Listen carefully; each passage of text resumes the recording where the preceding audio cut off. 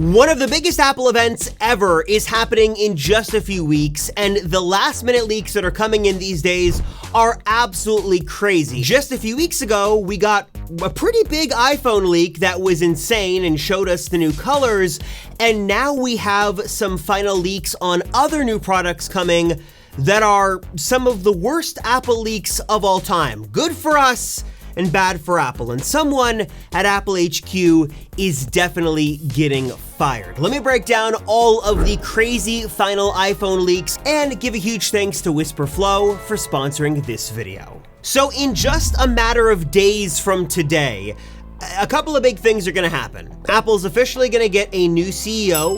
Welcome in Mr. John Ternus. We're going to be getting a brand new slate of iPhones that are gonna be very bold and very risky, and there's a lot of controversy I'll get to, but should be pretty good and exciting. And also, it looks like the September event is gonna be way more than just a reveal of new iPhones, because new watches are coming, and now new AirPods are coming, and a bunch of other Apple stuff that we thought was months away, but actually was maybe going to be a little bit of a surprise until that surprise was just spoiled in a major way. I'm not sure who is responsible for this, and I'm not sure if they're even employed, but for whatever reason, the latest macOS Tahoe beta build was a treasure trove of information on unreleased Apple products. In fact, we just didn't get references to new stuff like iPhone Air version 2 and new HomePods and the HomePad hub thing,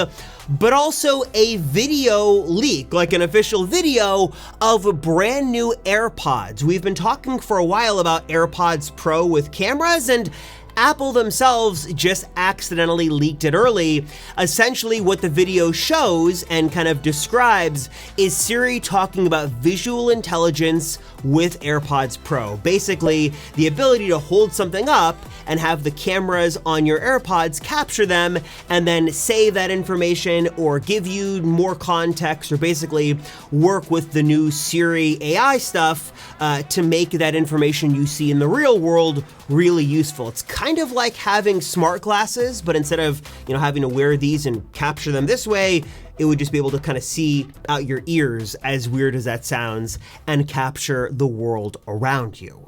Now, to be fair to Apple and their new CEO, I'm sure they've had meetings about this and they've talked about these potential risks and issues with the new iPhone, and man, what I would do to be a fly on the wall for those meetings. To hear all the juicy details and the drama would be great, but also I don't know if I want to be in on those meetings, because digital meetings these days are an absolute headache and a nightmare, and everything that's supposed to solve the problems of being able to take notes for you has been just a disaster.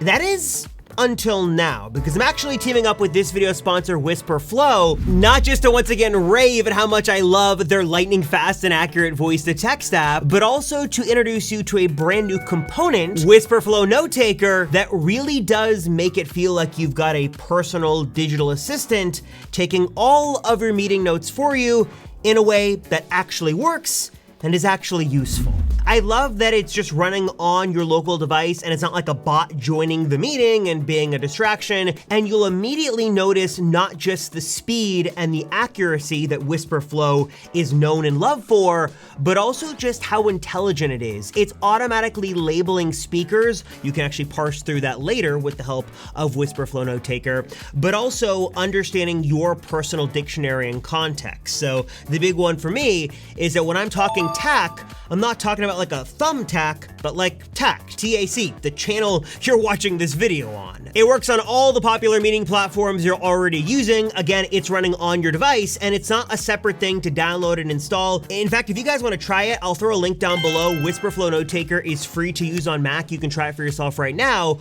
And also, if you guys want to take advantage of a special promotion I've got for you, you can use our special code TAC, and to use this, you want to go to the plans and billing section on the desktop app, put that special code in. That's going to get you 1 month of Wispr Pro for free, which is going to give you unlimited meetings and unlimited words with the Wispr dictation that we all know and love. So if you guys want to learn more, try it for free today and use that special code TAC to get 1 month of Wispr Pro and all those goodies totally for free.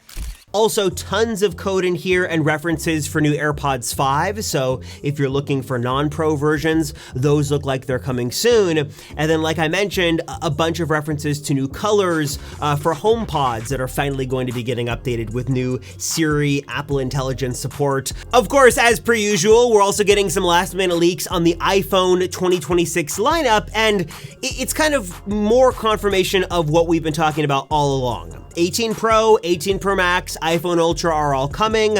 We're hearing, at least from one source, that the 18 Pro Max might be the flagship reserved as the only one with the variable aperture, the physical aperture camera system. We'll see if Apple goes back to making that an exclusive on the Pro Max or not. And then we're learning more and more about the iPhone Ultra, not just the final design and some of the final tweaks that Apple's doing, but also how this phone is shaping up to be by far one of the riskiest iPhone launches that Apple has ever done, in a couple of big ways that could make it a big success or a Vision Pro level flop. All right, so I'm not even gonna bury the lead. The real first issue this phone is going to have, and where things could just stop entirely for the success of it, is all gonna come down to the price. Because even Apple, the great and almighty Apple, is not immune to the silicon shortages. And what we're hearing now is not only are iPhone prices expected to go up this fall, but also this iPhone Ultra, what might be the most amazing iPhone we've ever seen, is also very likely going to be the most expensive iPhone we've ever seen, with a starting price tag of at least around $2,000, if not $2,100, $2,200, before you even touch things like accessories or increased storage or anything like that. And before you even comment below, I will make your argument for you right here, which is, the price might be high, but if the phone is amazing and it lives up to the hype and it delivers on the promise, then maybe it's justified. Maybe if this phone really is innovative, it'll be well worth the price. And to that I'd say, okay, that's very fine to say and it's fair, but also again, look at Apple Vision Pro. Even the haters say that Apple did a phenomenal job with Vision Pro. It is one of, if not the most technically advanced augmented reality, mixed reality devices out there that does a great job of blending the real world and the digital world and transforming you into new environments and experiences. And I mean, the Vision OS and the whole ecosystem, it is so incredibly well done. But everyone agrees the problem primarily is the price. For now, what is it, $3,000, $4,000 since it just got a price increase, and just isn't something that can easily be justified. But again, maybe it'll be very well worth the price, which I hope so, because I'm buying this thing and I really want to love it, which leads to the potential issue number 2, which is all about the apps and the software experience. Now, this one is a bit tricky because if you were to believe all the critics, the iPad was going to immediately be a flop because it was just a bigger iPod Touch. But, Apple kind of proved everybody wrong there. And the iPhone has continued to defy the odds over and over again. So if developers get on board and the app experience is amazing, then maybe the price is easily justified. Maybe iPhone Ultra really is cool, and it's gonna be super interesting to see what Apple does with the software on iPhone Ultra. Can you run, true, apps side by side? Is it like an iPad OS experience? Can you use the Apple Pencil? Can you really kind of multitask? That is gonna make this phone infinitely more useful and really make the experience great.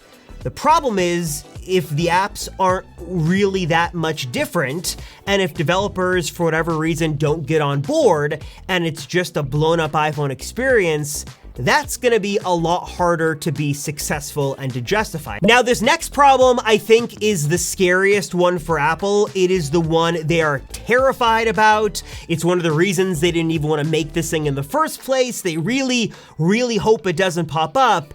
And that is any kind of durability issue or show-stopping issue with the iPhone Ultra, which, as we've seen over the years, especially with folding phones, they are very prone to having lots and lots of issues. And Apple has not been able to escape it with even the best of iPhones. We had Antenna Gate, we had Bend Gate, there's been Beauty Gate, there's Jelly Gate, there's all of these weird problems that seem to pop up every couple of years, but the iPhone Ultra is unique in that it's super expensive and also just inherently more fragile.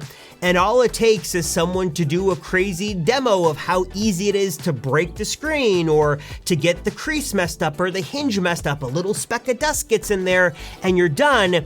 It's gonna be very tough for Apple to make this thing up to the quality of standards of other iPhones, especially when people are expecting to pay this much money and use this thing like they have other iPhones and, you know, expect it to be safe from any kind of major issue. So if Apple sticks with their traditional pattern, we should be getting invites for this event in a matter of days, literally at any moment now. We should get the event happening in early September, and then the phones will start releasing at the end of September, maybe into October, if Apple does this rumored staggered launch for the 18 Pro, Pro Max early, and then the Ultra later. Curious to hear your thoughts on the September event. Is it shaping up to be one of the more exciting ones? A little bit less, you know, exciting, a little boring? Drop your thoughts in the comments down below. Let me know. Appreciate you guys as always for watching. Thank you so much. I'm Robert Rosenfeld from TAC, and I'll see you guys in the next one.